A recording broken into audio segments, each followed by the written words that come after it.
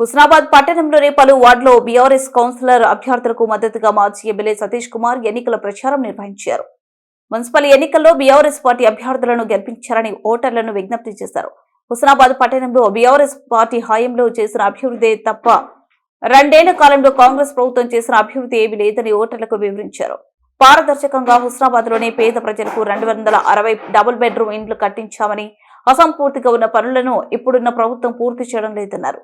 ఇందిరమ్మ ఇండ్ల మంజూరుకు కాంగ్రెస్ పార్టీ నాయకులు డబ్బులు తీసుకోవడం వాస్తవం కాదా అన్నది ప్రజలు గుర్తించాలన్నారు.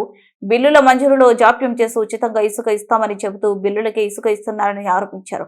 స్థానిక ఎమ్మెల్యే మంత్రి పొన్న ప్రభాకర్ ఎన్నికలకు ముందు అది ఇస్తాం, అది చేస్తాం, ఇది చేస్తామంటూ ప్రచార ఆర్భాటాలే చేస్తున్నాడు తప్ప ఎన్నికల తర్వాత ఎక్కడ పని అక్కడే పెడతాడని ఎద్దేవా చేశారు.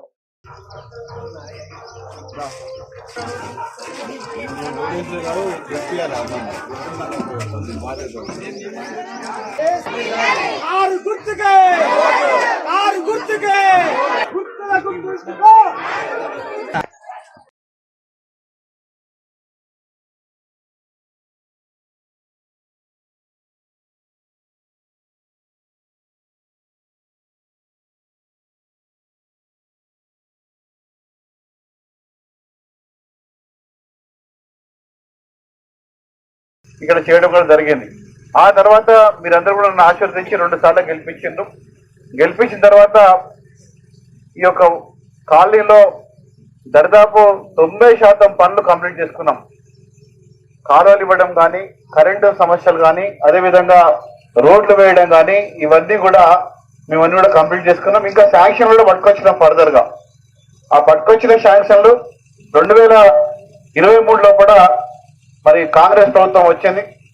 ఆ కాంగ్రెస్ ప్రభుత్వం వచ్చినప్పటికీ కూడా మరి అవే పనులు ప్రోత్సహించిన తప్ప కొత్త పనులు తీసుకొని రాలేదు ఇక్కడికి. అది మాత్రం అందరూ కూడా గమనించాలని చెప్పి మేము అందరూ తెలియజేస్తున్నాను. బీఆర్ఎస్ ప్రభుత్వం ఉన్నప్పుడు ఏదైతే మాట్లాడినామో ఖచ్చితంగా నెరవేర్చినాం. రైతు బంధు ఇచ్చినాం, రైతు బీమా ఇచ్చినాం, వికలాంగులకు 4,000 రూపాయల పెన్షన్ ఇచ్చినాము, 2,000 రూపాయల పెన్షన్ వృద్ధులకు 60 సంవత్సరాలు దాటినలకు ఇవ్వడం. అన్ని కూడా ఇవన్నీ మీరు యాదించుకొని రేపు వచ్చే ఎన్నికల లోపల 11వ తారీఖు జరగబోయే ఎన్నికల లోపల కారు గుర్తుకు ఓటేసి మీ యొక్క కౌన్సిలర్ లెక్క స్వప్న గారిని గెలిపేయాలని చెప్పి మీ అందరు కూడా హృదయపూర్వకంగా కోరుతున్నా. జై తెలంగాణ.